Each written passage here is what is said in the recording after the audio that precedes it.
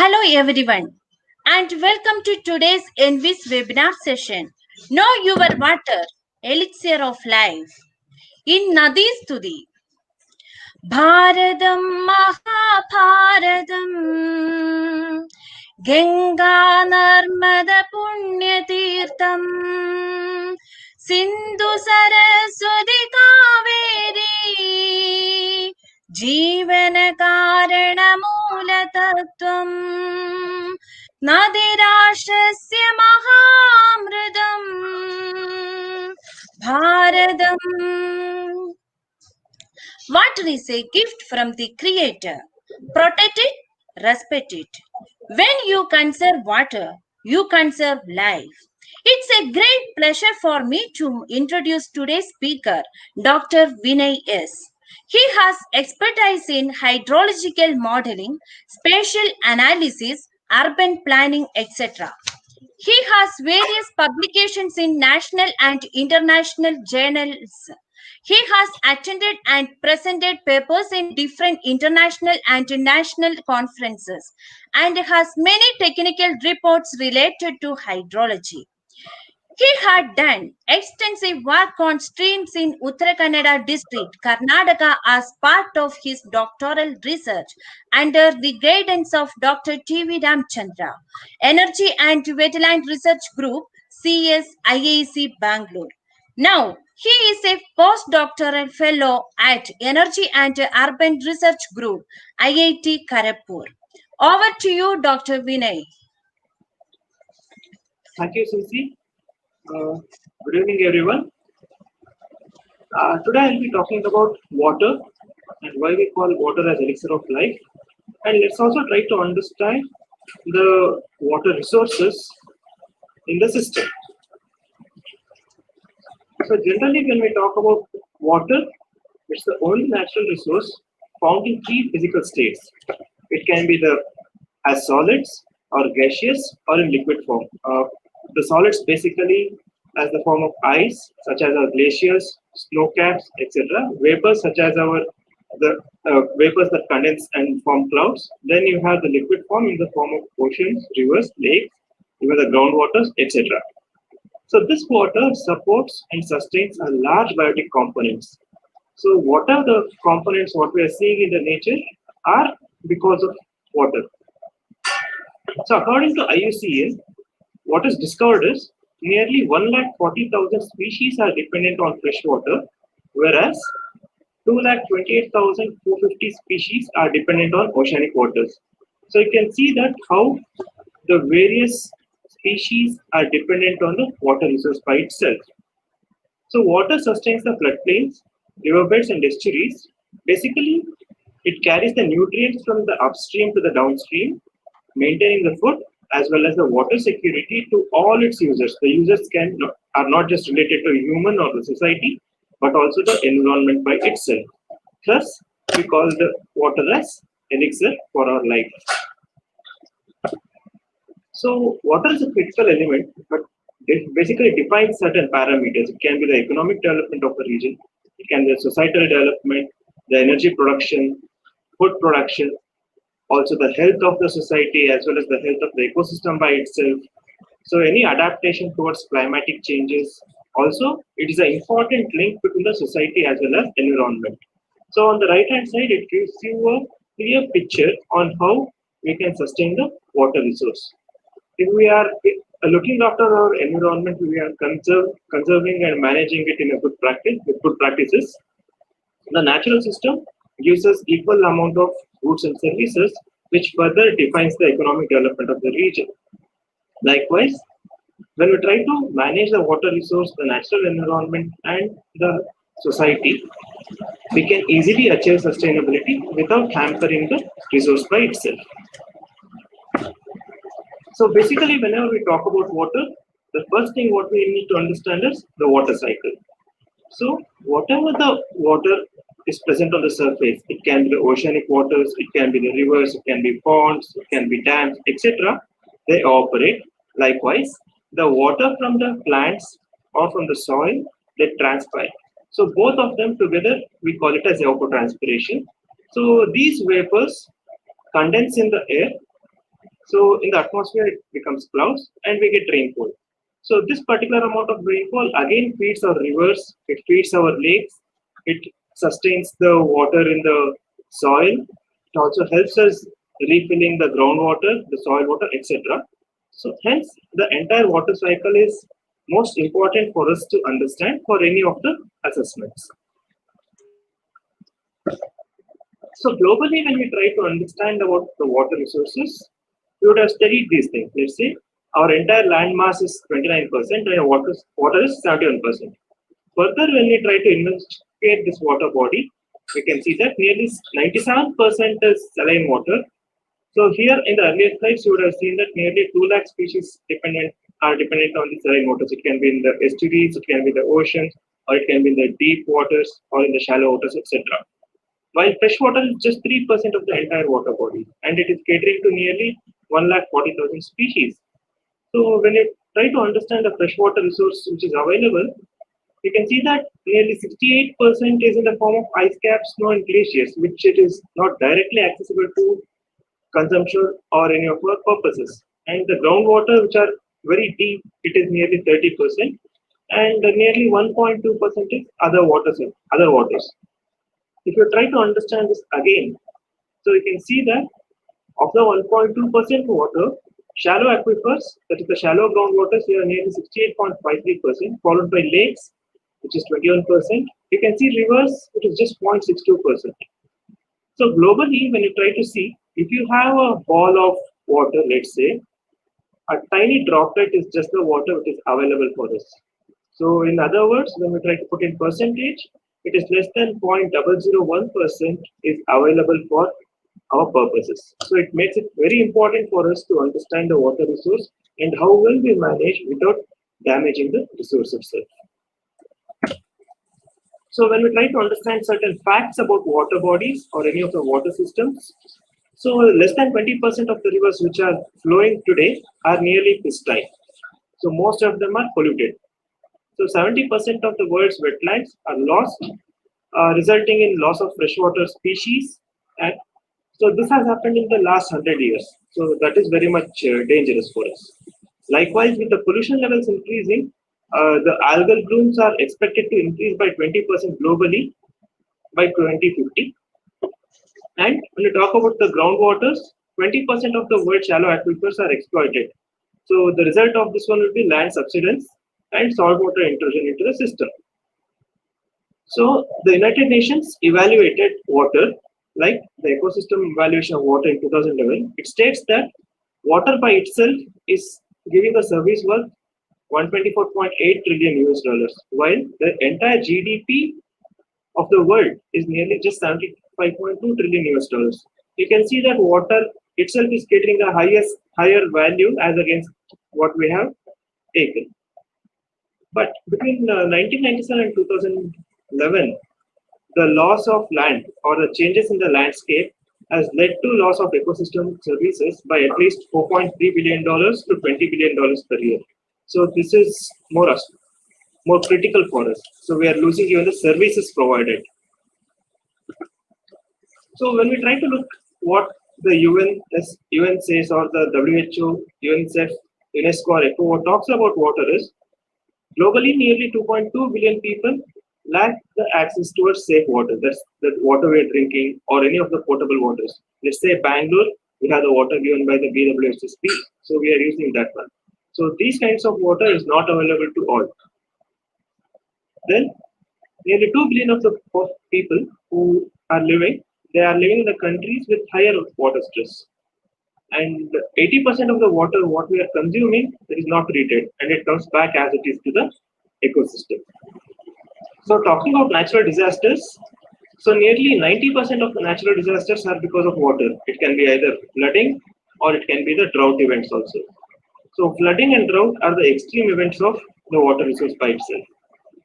And talking about water resource consumption, we have 70% of the withdrawals, which is for irrigation. And when we talk in particular towards industrial withdrawals, 75% of the total industrial withdrawals goes towards the power production. These are some more aspects regarding water. So we can see that 2 out of 5 people do not have even water for just washing their hands. Likewise, 785 million people remain without even the basic drinking water services towards them.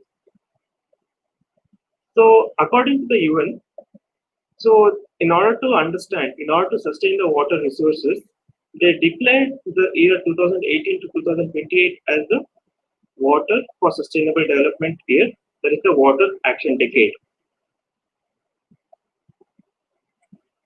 So when we talk about water, what does the ancient Indian knowledge talk about? So, so is hydrological knowledge in India? It was known several millennium of years back. Even certain literature state how you can use rain gauge stations or how well you can manage water. Many of those literatures talk about. It can be the Vedas, the Puranas, etc. So they talk about the natural system, they talk about the atmosphere, they talk about the hydrosphere, lithosphere, the interactions between the hydrosphere, atmosphere, and lithosphere. All these are well talked about in Puranas and some other literatures. When you talk about civilization, when we see the Harappa and the Mohenjo-daro civilization, they had sophisticated water supply and sewerage systems with hydraulic structures which included dams, tanks, the lined wells, pipes, even the flush toilets were there. So this was one of the world's first city, which had a sanitary system. So talking about the rain gauges, you can see that during the Maurya, that is about 4 BC, the rain gauges were developed. So you can get more and more information in this particular web page. That's at nihruki.gov.in, where they have collated and stored a lot of information. So you can give a keyword as hydrologic knowledge in ancient India. So you get large information regarding the same. If you try to understand more and more about the ancient knowledge, so Vedic literatures emphasize on water cycle. The verse 1 of 32. So it states that water is never stationary, it continuously evaporates and transforms itself. Even certain studies say that unlike energy, water cannot be destroyed, it can only change from one state to other state. Similarly, when you talk about Varahi Mira's Sanitha, it was in 550 AD, they talk about how the clouds were formed. They also talked about the rainfall patterns. They also talked about the importance of groundwater exploration for human needs. Likewise, the Linga Purana, in this particular Purana, there were 3 chapters which were completely dedicated to the science of hydrology, wherein they try to understand about the concepts of evaporation, the concepts of condensation, the rainfall, what's the water availability, is the kind of water suitable or not, and various other things. So in this particular Purana, they also mentioned that water cannot be destroyed; it can only change from one to other state. But the problem in the current era is we have left out the ancient knowledge, and we are trying to alter the flows, alter the catchment characteristics, and we are losing our freshwater resources. As I explained to you in the earlier slides, we have seen that between 1997 and 2011, a large amount of landscape has been changed. So we are also losing the ecosystem services, what has been provided by water. Likewise, we have lost thousands of freshwater species because of this particular action. So generally, when we talk about freshwater, there is a certain amount of water that needs to flow in a certain pattern. So these freshwaters basically give us clean food, it gives us water, gives us fiber, energy, and it supports large number of economy and livelihood. It is not only for the society but also for the environment.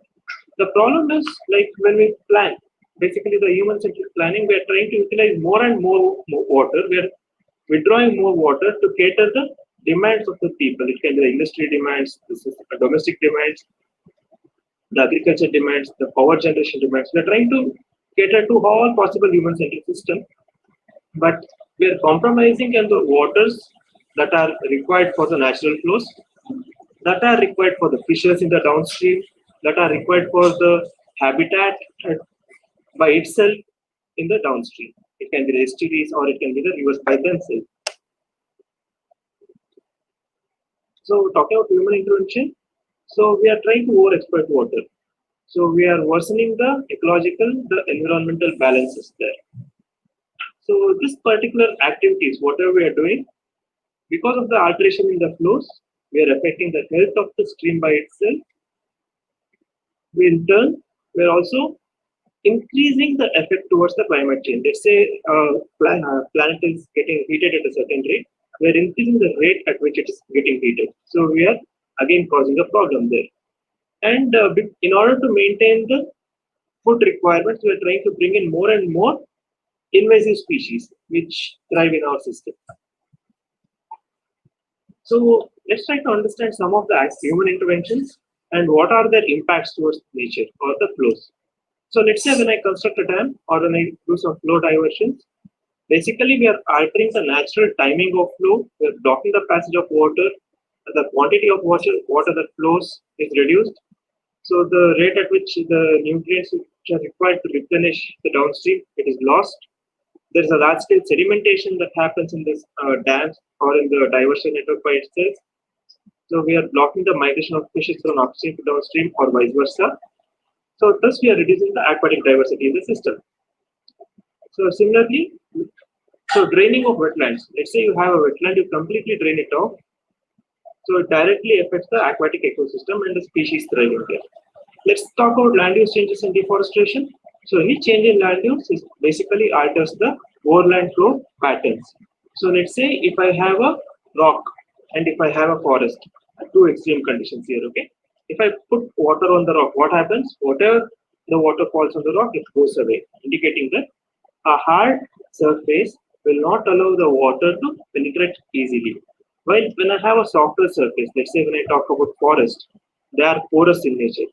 The water falls there, nearly 60 to 70%, it is sort of retained in the current time and later it is given as flows in the later phases. So you can see that the overland flow pattern changes. Likewise, the recharge capabilities is lost and you have a higher sedimentation. A forest holds the organic matter, forest holds soil. If I degrade this particular forest, what happens? A large amount of soil or the topsoil starts getting eroded away with intense rainfalls. So as a result, you have higher sedimentation in the downstream. Then we are releasing more and more of wastewater. So what happens? It diminishes the water quality and associated aquatic habitats. Likewise, when we try to introduce more and more exotic species, the native species, whatever we have, it is lost. There is change in production levels and also there is change in the nutrient cycling. So these are some of the human-induced changes in the entire system. It can be the increasing impervious surfaces, going for more and more monoculture practices, changing agriculture patterns, deforestation, forest clearing or forest thinning, construction of storage, and diversion roads. So you have reduction in water storage, increasing pollution levels, soil degradation, reduction in groundwater recharge, increased groundwater abstraction, altering nutrient cycling, and various other things as shown to you. Likewise, when you construct a dam, you have the impact on the climatic conditions, the physical, chemical, biological, socio-cultural, hydrological, and the economic conditions by itself. Hydrology, I already explained this, there will be change in the hydrologic cycle. Some cases, the perennial rivers become intermittent because they are controlling the flow of the river. The magnitude and the runoff patterns vary. Basically, whenever you require the lowest flow condition, you will be giving the high flow, and the high flow condition is needed, you are not giving it. Giving the small example, let's say if I construct a dam in the upstream, you have a estuary in the downstream. During rainy season, the quantity of water that needs to reach the estuary is lost, by which the salinity levels in the estuary varies, and the species that were supposed to come to that particular place, they don't come there, and you don't have the natural breeding or anything happening there. So the entire system there is lost. Likewise, in the dry season, you require certain type of salinity levels.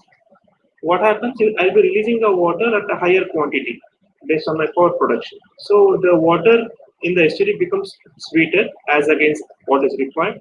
Again, the diversity or the quality by itself is lost. Similarly, you have other impacts. Let's say when I talk about climate, you have an increase in greenhouse gases, and the surrounding areas towards the dam gets cooler. Like there is a change in temperature there. Talking about economy, basically when you construct a dam, it directly has a positive impact on agriculture or any other activities. Whereas when you try to talk about the economics, other goods and services, we are losing them. So generally when we talk about waters, we basically talk about the flow regime. It indicates how the flow should happen and how well we need to maintain. That's what when we talk about any natural flows. So flow regime is nothing but the changes in pattern. That's nothing but the flow pattern of a river or stream, estuary or groundwater, which is basically described upon various components. It can be the duration of flow, the timing at which it comes, the magnitude, the frequency, the rate of change at which the flow needs to happen. All these things define the flow patterns. And this particular flow regime has a decisive role in determining the structure, component, and composition of biota. It acts as a it also functions of aquatic, wetlands, and riparian ecosystems. So whatever the functions are there in these kind of ecosystems are dependent basically on the flow regime. So it is necessary for us to maintain appropriate flow conditions across all seasons. Basically, it also helps, such as the low flow conditions or high flow conditions. I try to explain you about those concepts in the next slide. So when we try to maintain the flow conditions in its natural condition, we are trying to sustain the health of the river and the associated ecosystem habitats and livelihood. So as I talked about earlier, we have various kind of flow. One is the low flow regime, the moderate flow regime, and the high flow regime. And these are moderated by the flow rates. So flow rate is nothing but it also defines the change in composition of water. The flow rate defines the biota, what kind of biota will be there in the system. So the presence or absence of macrophytes, the presence or absence of algae are dependent on flow rate. If I have a higher flow rate, the biota or the macrophytes come in there. If I have a lower or moderate flow rates, you have all the biota and other things coming up in the region. So if I talk about low flow conditions, let's say basically this is in the summer conditions or in the non-monsoon conditions. You have various pools, you have various riffles in the system. These riffles enhance the oxygen content in the water, while the pools they act as the grounds, wherein you have a lot of zooplanktons and phytoplanktons which grow there. Further, you have the fishes which come there, and you have the entire aquatic life in the pool.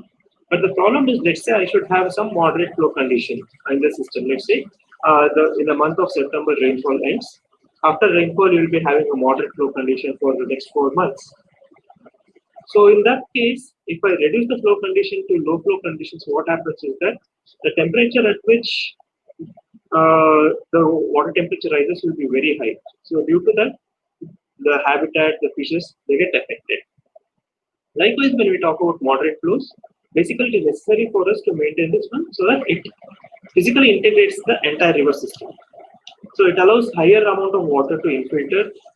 It allows more and more fishes to thrive, and it produces a room for movement of fishes.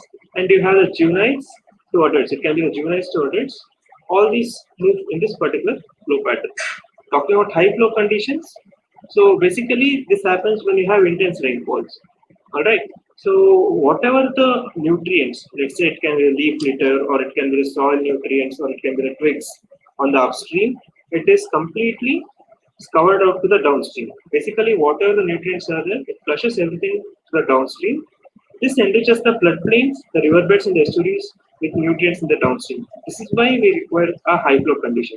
If there is no high flow condition, if there is no flooding, the nutrients is not transferred downstream, and you don't have the life in the downstream. So basically, during the rapid flows or high flow conditions, it decreases the biodiversity since the velocities are very high. Likewise, you have the loss of habitat or loss of aquatic flora and fauna during that particular condition. All right. So what happens is that during this particular condition, just before this particular condition, the high flow conditions, the fishes they tend to move from the lower part to the higher upper part, from the downstream to upstream. So with this, I just give a small brief of environmental flow. So environmental flow refers to the hydrological regime. That's nothing but the flow regime that is required to sustain the biota with adequate quantity and quality of water. So basically, whatever is the life or whatever is the support given by the water by itself in the downstream or within the system, in order to maintain that, we need to have some flow. We call this as environmental flow. There are various studies that have been carried out globally.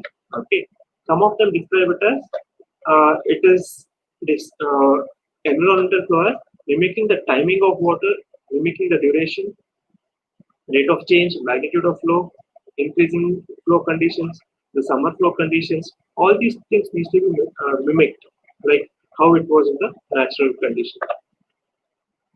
But one of the famous definition was in 2007 by the Brisbane Declaration in Australia, wherein they defined the environmental flow as the quality, timing, quantity of water flow required to sustain the freshwater and the estuarine ecosystems that will help in sustaining the human livelihood as well as the well-being is dependent upon the particular ecosystems. So this particular definition became quite famous since then, which is commonly followed in the flow definitions. So in India, the Honorable National Green Tribunal in 2007 ordered that at least 50 to 20% of lane flows should be maintained in the streams as environmental flow across India. Alright, this is the order given by the NGT. So when we try to understand various definitions, various studies, etc., so environmental flow you can define it as managing the altered water resources by mimicking the natural flow regime to cater to societal benefits without compromising on environmental needs. This is how you can define environmental flow as. So whenever we talk about any flow conditions, basically we'll be talking with respect to a catchment. It's not specific to a region. Basically, we're talking with respect to catchment. For the people who don't understand the term catchment, to just quote it out, it's an area wherein which the water drains to a common outlet. Let's say what you can see on the right hand side is Aghanashini catchment, which is in Western Ghats. Let's say if you put water at this particular point on the top, extreme top, within the boundary, it comes back to the outlet, that is to the ocean. So this is what is called as a catchment. To put it in simple words, let's say when you go to your homes or at your homes, you have wash basin. What happens? Wherever you wash your hand in the wash basin, it goes out to the common exit point. So the same definition holds good for catchment. So catchment has various names. They call it as watershed, they call it as catchment, they call it as basin, based on certain conditions. So any changes or any alteration in the catchment, it can be the topographical alteration, it can be the land use alteration. It alters the water availability at the local level. So we need to be extremely careful whenever we are trying to plan for any of the water resource developmental projects. So what are the factors that control the flow in the catchment? So one is the catchment by itself. The size of the catchment, the shape of the catchment, basically plays a major role in defining the flow characteristics. Likewise, you have the climatic conditions. Let's say you have 100 mm of rainfall happening in a single day. So this becomes a high intensity rainfall, which leads to more and more water going away as overland flows. Likewise, if you have 10 mm of rainfall happening in a day, so the intensity is very less. This has a higher infiltration rate as against the 100 mm per day rate. So likewise, you have the various temperature conditions, any other climatic conditions which define the flow. Similarly, you have the land use characteristics. As earlier I explained to you about in relation with forest and the rock. So that basically plays a major role. If I have a forest, if I degrade the forest to agricultural lands, the infiltration rates start reducing and you get more and more overland flows and higher sedimentation rates. Likewise, you have the geology, which includes the soil type, also the rock type, which have a major role, followed by terrain. It is nothing but the altitude or the changing altitude is nothing but the slope of a terrain which defines the flow regime. So when you have a higher slope in the catchment, let's say the slope is 10%, the rate at which the flow changes is different. The slope is nearly 45 degrees, let's say at 100% slope, the rate at which the flow happens is also different. So likewise, you have the anthropogenic activities. So all these things contribute towards the flow regime and the variability in the flow regime. So whenever we talk about forest and the hydrological linkages, basically one thing is that the anthropogenic activities and the skewed policies have resulted in disappearance of the pristine forest and the wetlands.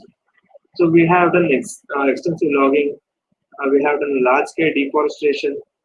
Since we have done deforestation, we have built policies in such a way that we need to grow forest and we need to go get more food at a faster rate. So we have gone for exotic plantations, we have increased the monoculture activities, and we have constructed dams, we have gone for conversion of land from one to other. So all these things basically are altering the flow regime.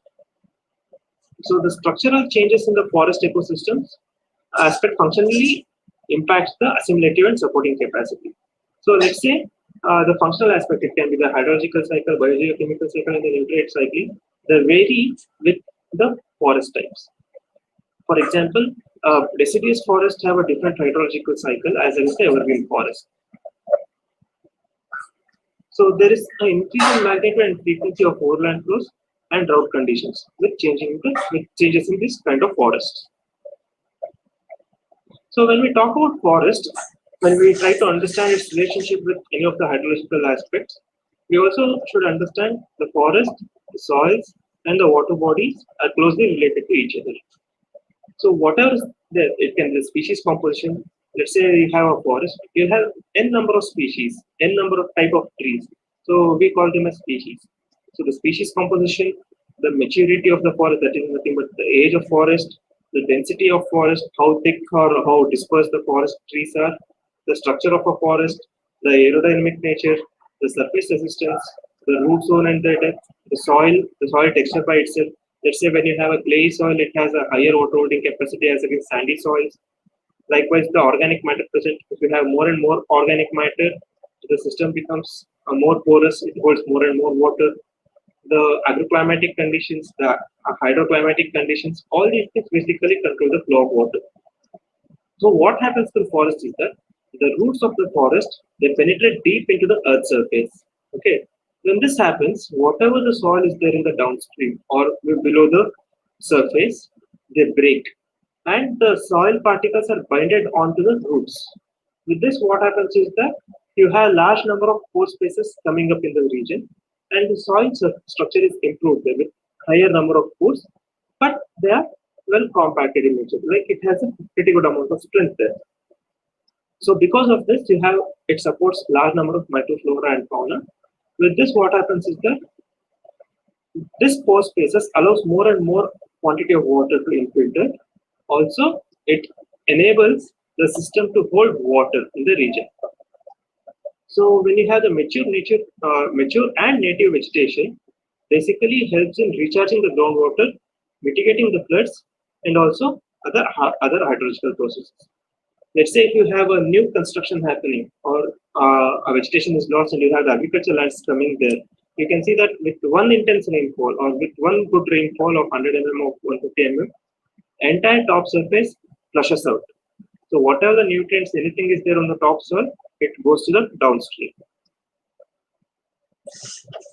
So in order to achieve sustainability in any of the water basins, the water resources should be managed to cater both the natural system demand as well as the human environment.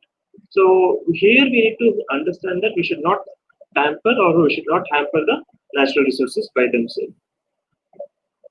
So in order to do this one, you need to understand a certain concept, the environmental demand. So unlike human demands, such as we drink water, we bathe, we cook, we wash our utensils, you wash your cars.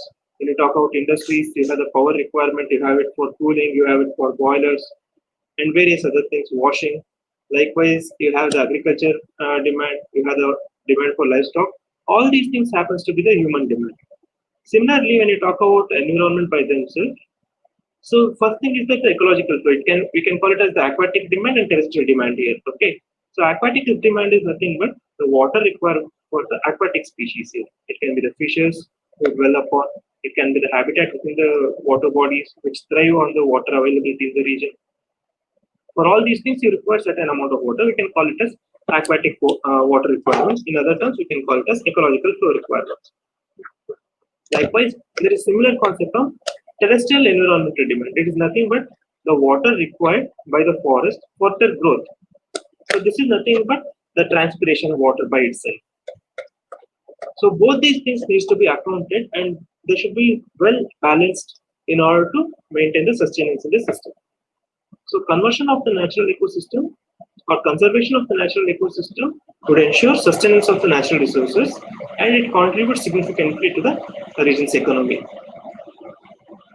So generally, when you talk about the systems by themselves, whenever we talk about the flow regime, basically we need to understand the flow in the streams as well as the flow in the subsurfaces.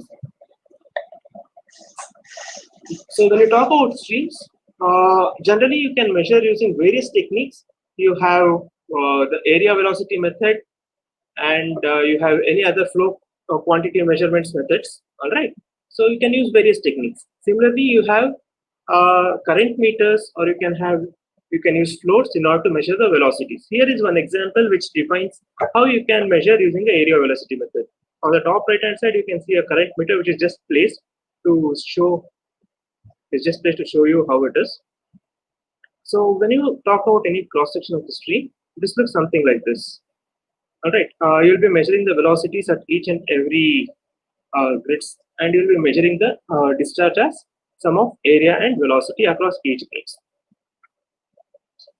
Likewise, you measure the groundwater. So whenever you're trying to understand the stream flows, or whenever you're trying to understand the groundwater, you'll be doing these measurements frequently to understand their variability. So this was the method of what we had proposed, wherein we try to understand the catchment land use characteristics, wherein we have tried to relate the satellite data. So we have acquired the satellite data for a long-term period and try to understand how the land use has changed from time 1 to time 2. And similarly, we have acquired various data using the ground-based, using the GPS, which we have.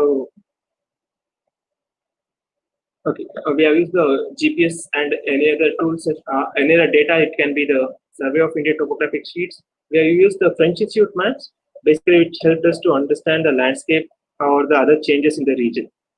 Likewise, when we talk about the environmental flows, here we are trying to understand the system with the unaltered flow conditions versus the altered flow conditions. Based on the unaltered flow conditions, we are trying to define this should be the natural flow condition that needs to be maintained in the particular system.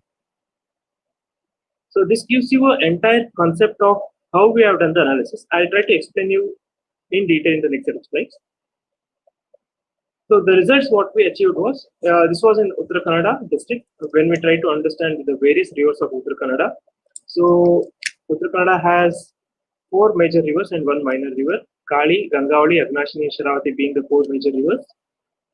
So of which you can see that Kali on the top and Sharavati at the bottom, both are dam. Like they're completely managed by themselves, managed by human interventions. While Gangavali and Aghanashini have no such mega projects. When we try to understand the population in the system, you can see that Gangavali has the highest population, followed by Kali, Sharavati, and Aghanashini. When we try to understand the rainfall, so you can see that the Ghats and the transition zones have higher rainfall ranging over 2000 mm. The coast also receive pretty good amount of rainfall in the region, while the transition zones between the Ghats and the plains and the plain regions receive the rainfall less than 1000 mm and less than 2000 mm respectively. So when you try to understand this catchment characteristics, slope was one of the such characteristics. You can see that on the right hand side, it is completely flatter in nature. The Ghats have steeper slope and the coastal bed have flatter plains.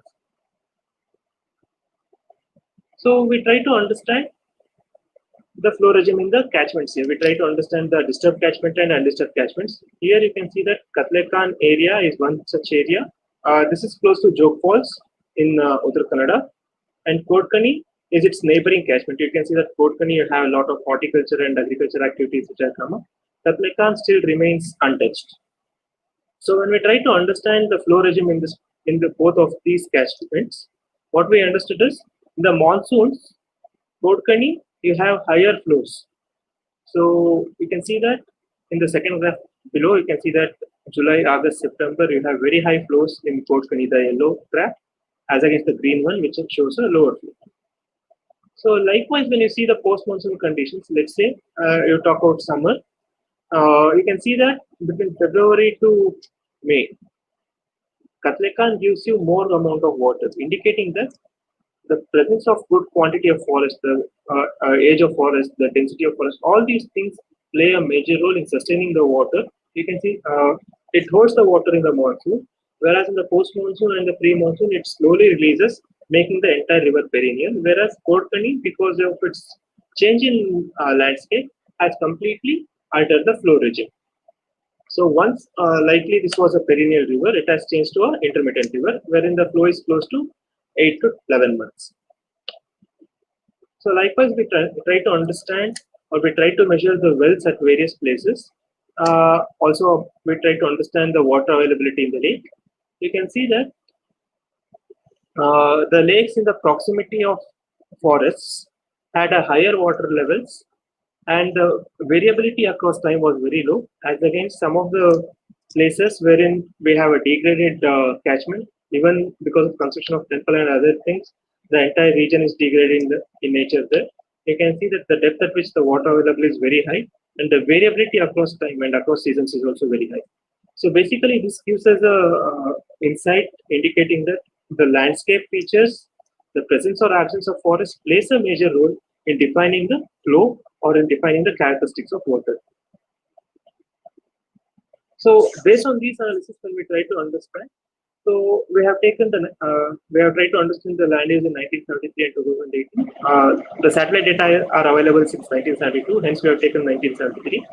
So you can see that whatever was thick evergreen forest, the dark green, whatever you can see are thick evergreen forest, we have lost that one, wherein they have become sort of degraded, and we have more and more plantations in the region, more number of dams being built. So all these things have altered the flow.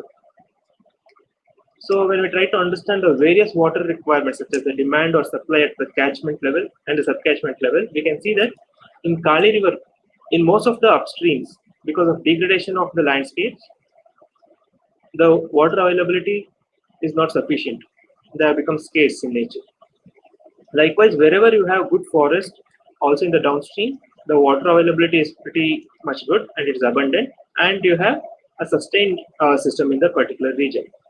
So this gives us an insight in how well we can try to understand the water resources and how well we can try to manage their implications. So similarly, when you try to understand across sectors, it can be the forest, it can be the flora and fauna, it can be the temperature, the flow duration, the water quality. This particular image gives you an entire view. Let's say wherever you have pretty good amount of forest, you can see that the flow duration is sort of perennial. You have pretty good amount of fauna. Fauna means animals. The flora is also very good in those regions. And the temperatures in these regions are pretty low as against its neighboring degraded regions. So wherever you have a degraded part, let's say when you see this particular line here, it is sort of yellow and reddish in nature as against its neighbors, which are green, indicating that wherever the forests have been degraded, the temperatures are rising. And when we talk about pollution, the water pollution, so in the degraded patch, you have higher water pollution followed by the downstream, whereas the presence of forests in this region change the water quality by itself.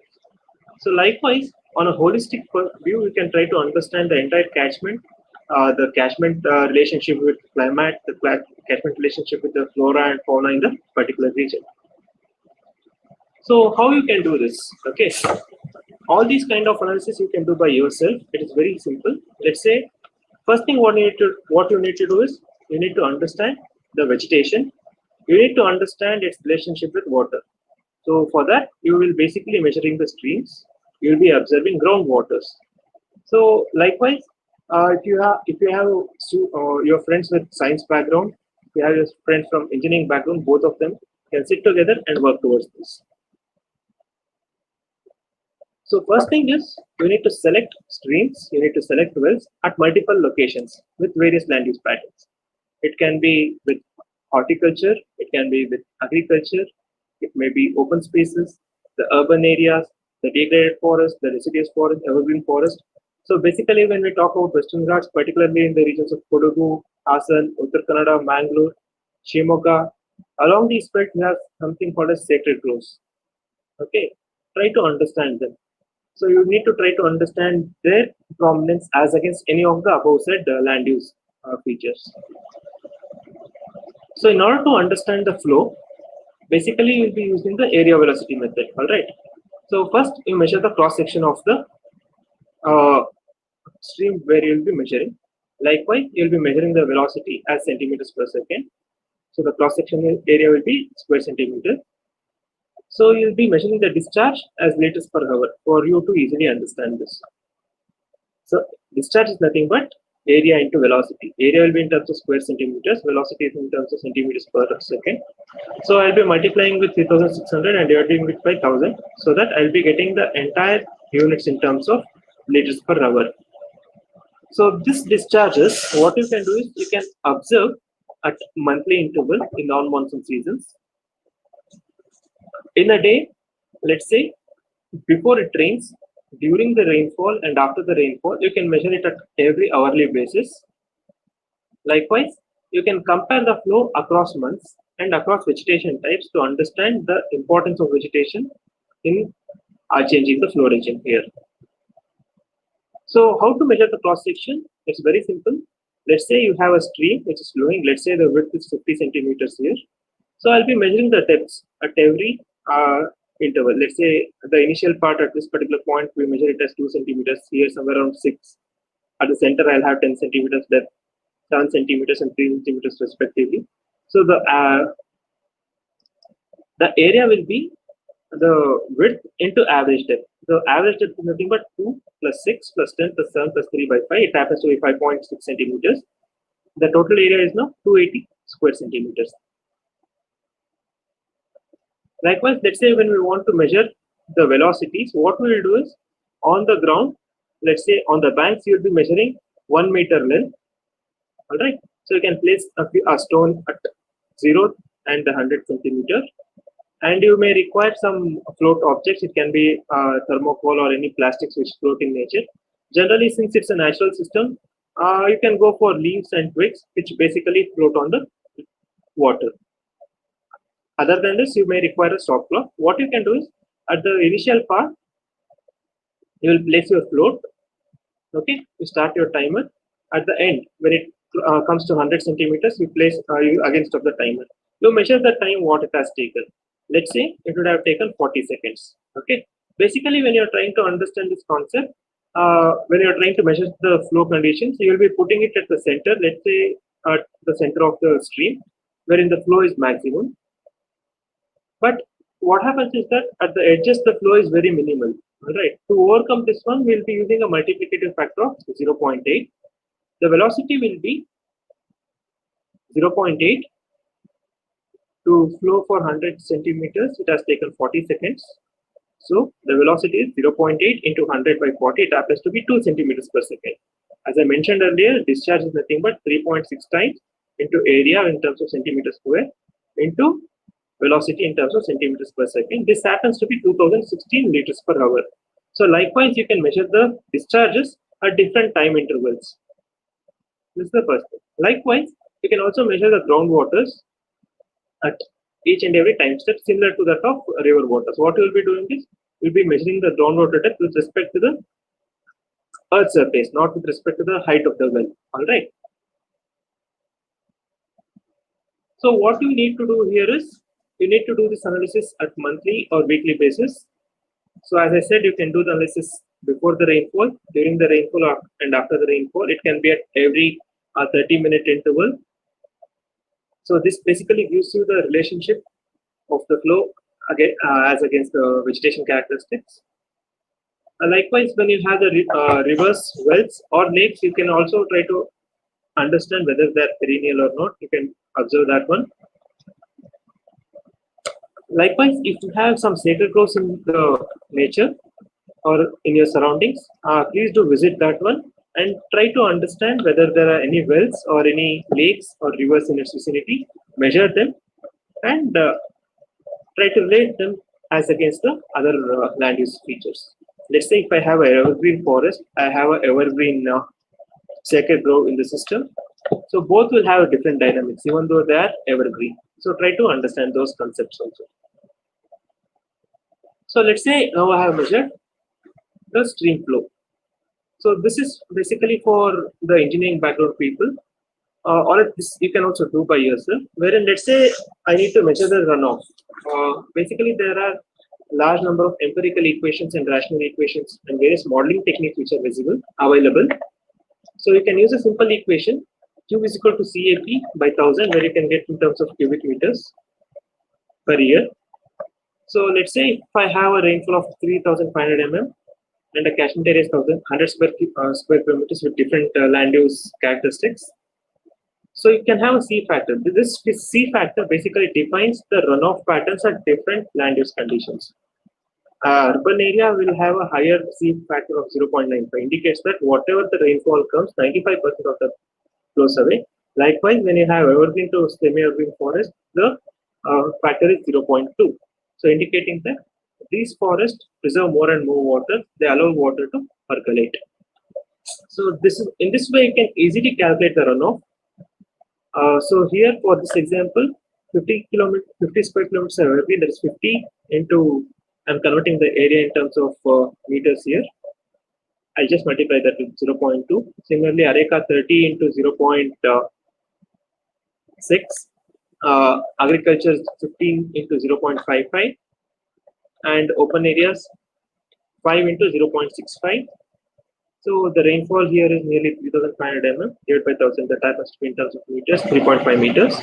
So you can see that the runoff in the particular catchment or in the area is nearly 138 million cubic meters per year. So other methods are there which are a bit complex, something like curve numbers or the natural resource conservation series method, which you can use for measuring the runoff.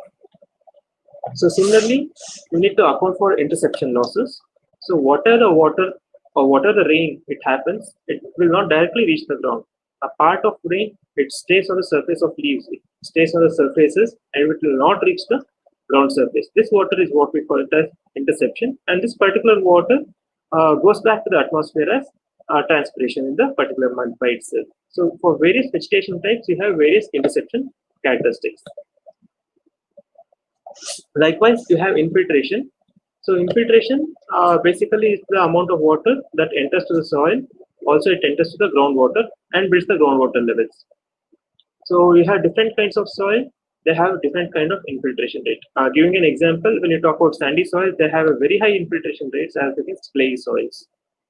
And this particularly depends on the field density, the texture, and the organic matter present in the soil.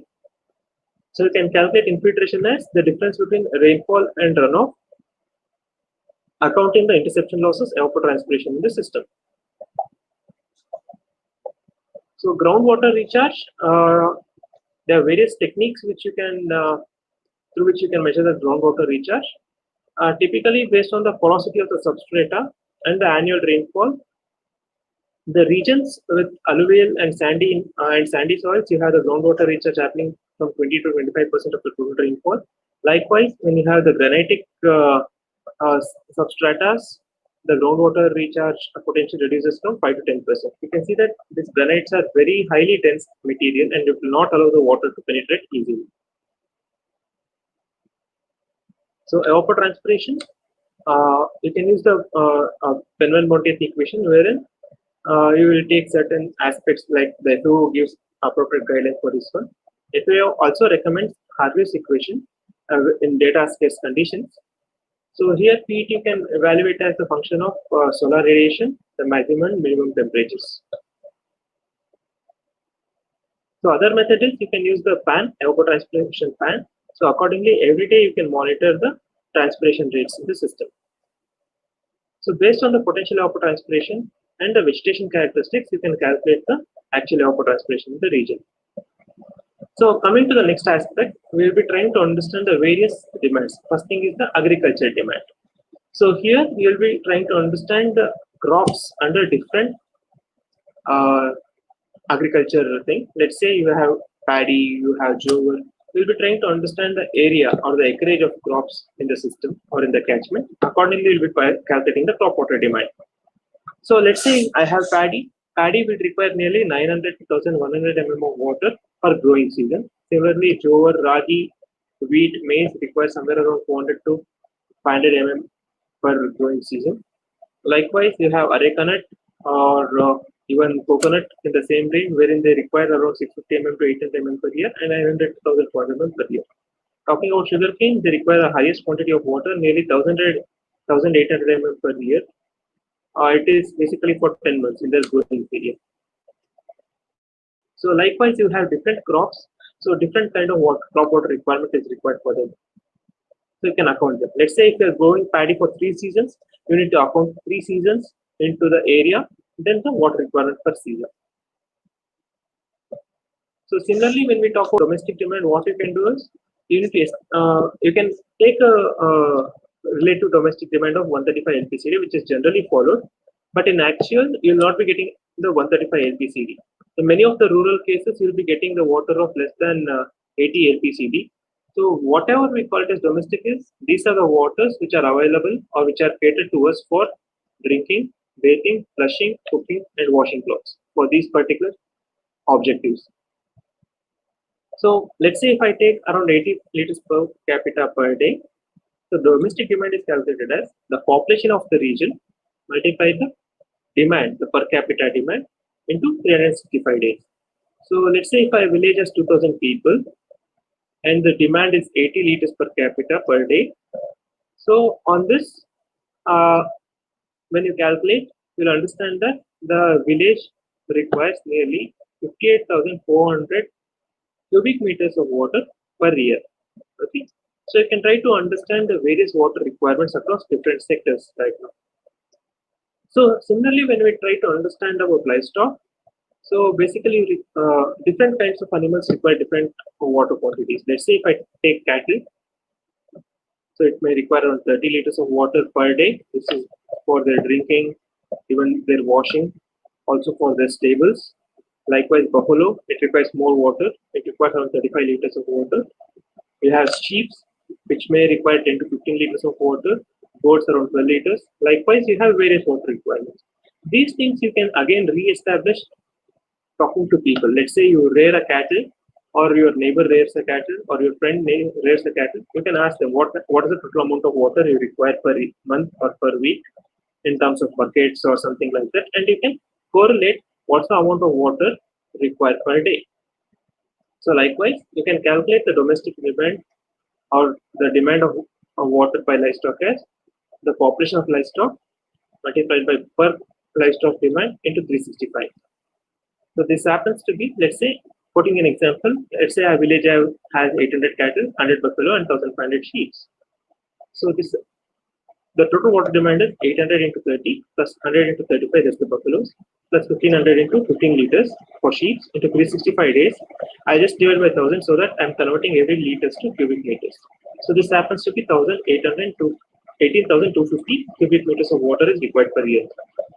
Please note that whatever calculations you are doing, make sure at the end of the day you keep it in a single unit, that is in cubic meters per year, or liters per year, or million liters per year. Make sure that you're using the same units in order to relate it later. Likewise, the study of what we carried out in Western Ghats for a 2 to 3 years in continuous period, we established that Western Ghats require around 25 to 35% of water as e-flows.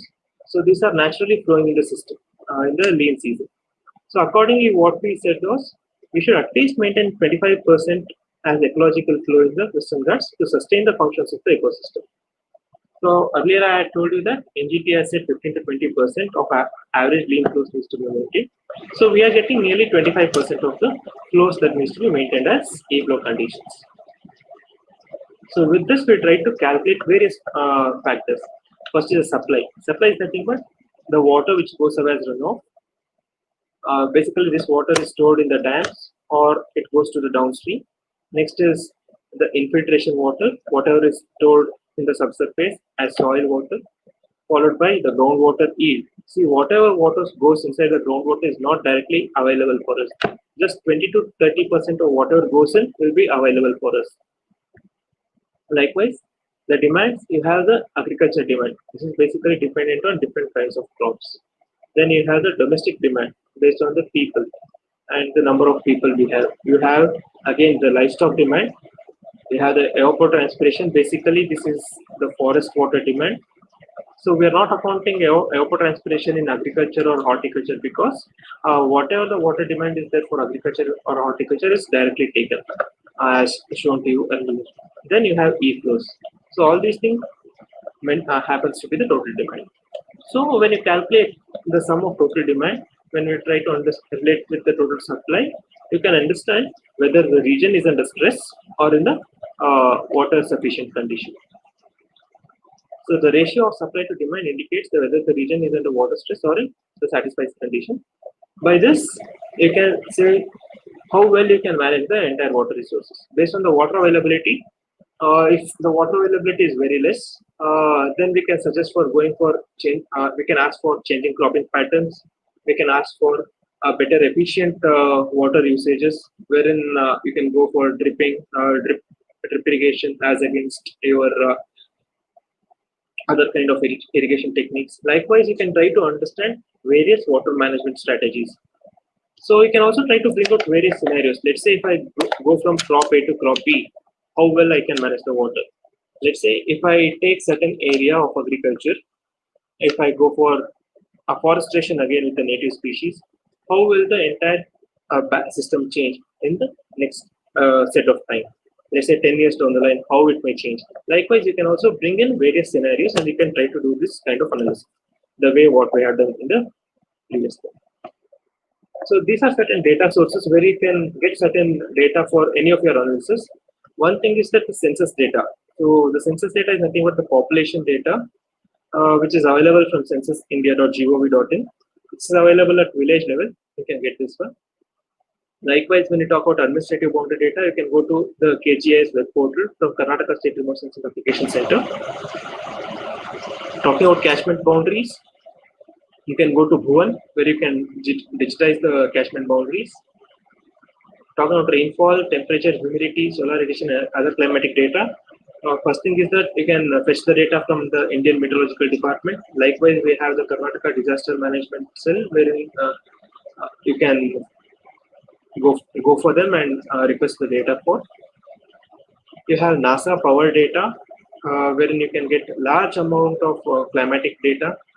You have the FAO data, which gives you various other things. Similarly, you have the Princeton data from the Princeton Hydrology database. So whatever the data or the links I'm showing to you here are open source. So you can get the data at open source.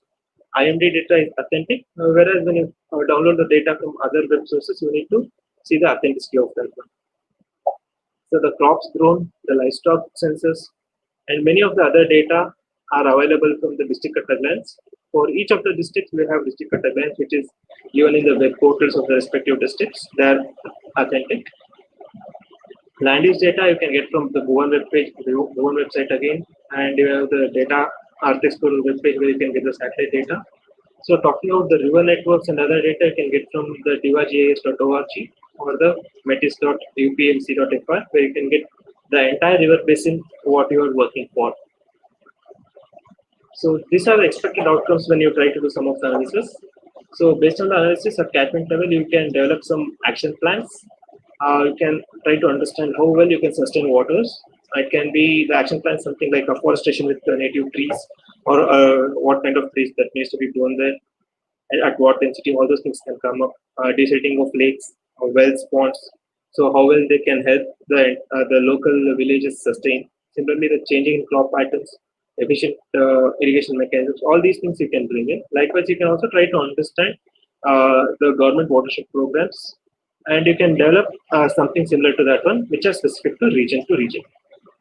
With this, I thank you all. Any questions? I'd request you to post, and we'll revert back to you. Thank you.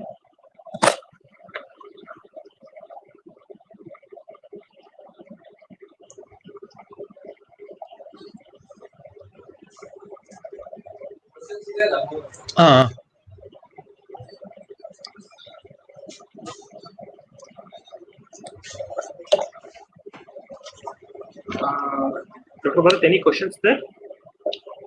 There are some questions. 1 second.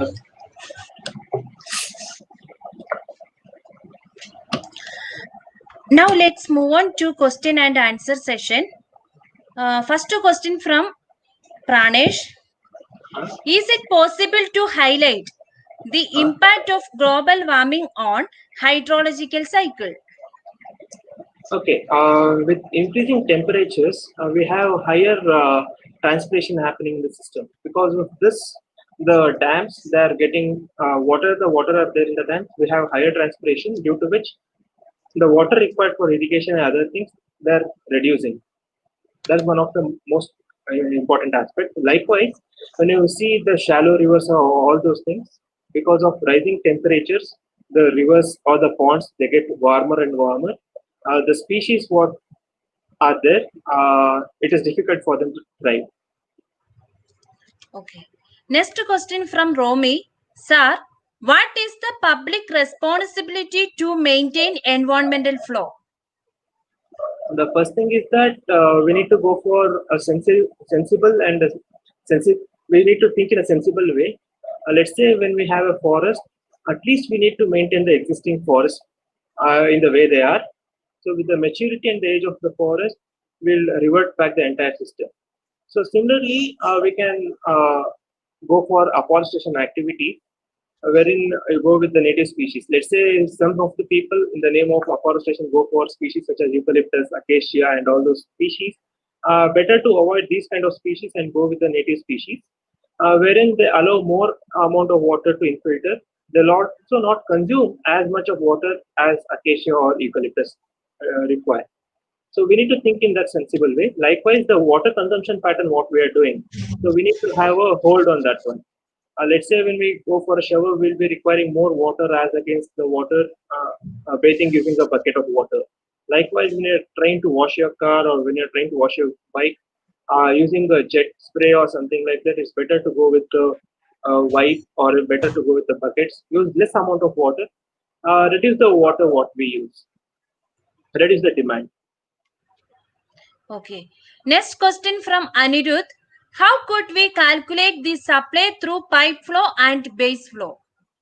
So basically, pipe flow is nothing but the water which is available in the soil. All right. Pipe flow is something like the water stored in the soil, and it basically comes out during the non-monsoon seasons. Even in the monsoon season, it adds to the overland flows. In the non-monsoon seasons, whatever you have the flow, basically it is due to the pipe flow, also because of the groundwater yield or the base flow. So this, when you try to measure it across seasons, when you try to measure the streams, you can classify it as the overland flow, pipe flow, and subsurface flows. Accordingly, you can measure them. Next question from Vinay. Part 1. In the coastal town of Gokarna, we see over the years the beach land is shrinking and sea is swallowing the land years after years. I am Right. sure this is a common problem across. Part 2. What can local people do to arrest the beach line coming down, while a heavy tourism could be counterproductive to any measures taken? Okay, the first question is it's a global phenomena. It's a coastal flooding which is happening across the globe. When we see the temperature rise in the last few years, it has rise too much. Let's say in the giving the small example, talking about the coastal belt. So the rate at which the sea levels are rising is nearly 3 mm in the Indian coast. So across India, when you see at different places, Gujarat has nearly 5 mm, followed by Kolkata, like the places near Kolkata around 5 mm. Chennai being the least or the lowest with nearly 1 mm per year. So this is a constant global phenomena, and because of the rising sea level temperatures, we have this particular impact or this particular effect. We call it as coastal floodings. This we can't directly avoid unless and until we reduce the water requirements or we reduce the global warming of these things. Since can you repeat the second question for me? Second question. What can local people do to arrest the beach line coming down, while a heavy tourism could be counterproductive to any measures taken? See, controlling beach line is that first thing is that using of mangroves and using of certain artificial techniques wherein you'll be creating a sort of bunds But technically, when you see the sea level rises are happening globally, and we can't avoid this particular aspect. The second part about tourism, I'm not so sure to answer about this question. Next question from Anirudh. Would the constant in Q calculation remain 0.36 across all cross section in natural streams? No, that is different. The calculation what I talked about runoff is it's an empirical method wherein we say runoff is a function of the land use factor multiplied by rainfall and multiplied by the land use area.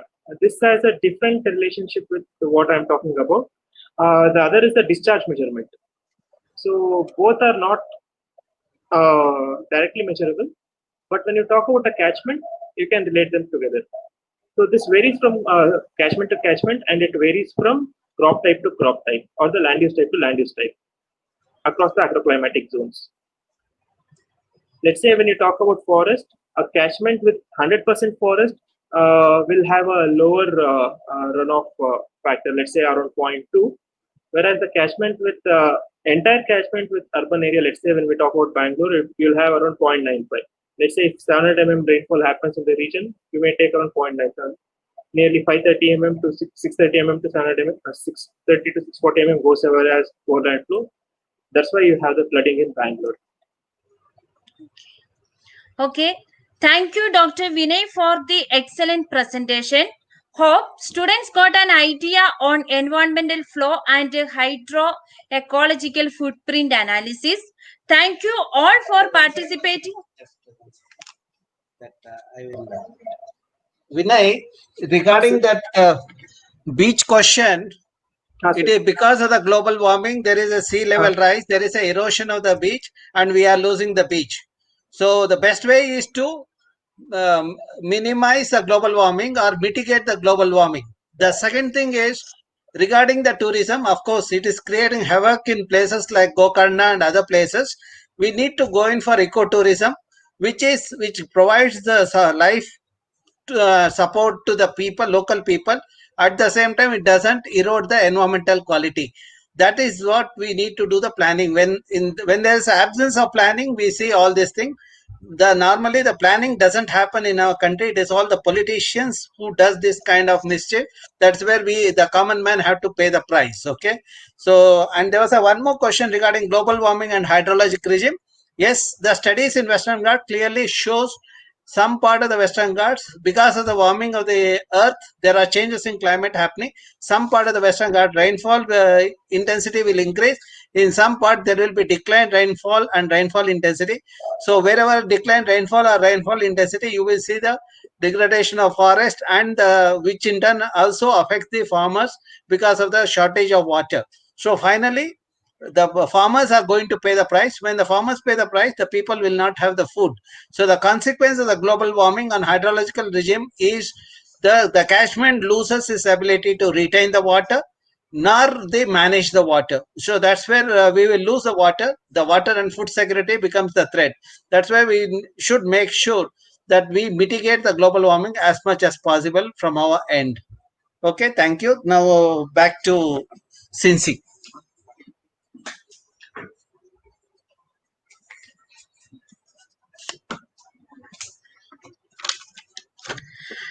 Thank you, Dr. Vinay, for the excellent presentation. Hope students got an idea on environmental flow and hydro-ecological footprint analysis. Thank you all for participating in this ENVIS webinar session.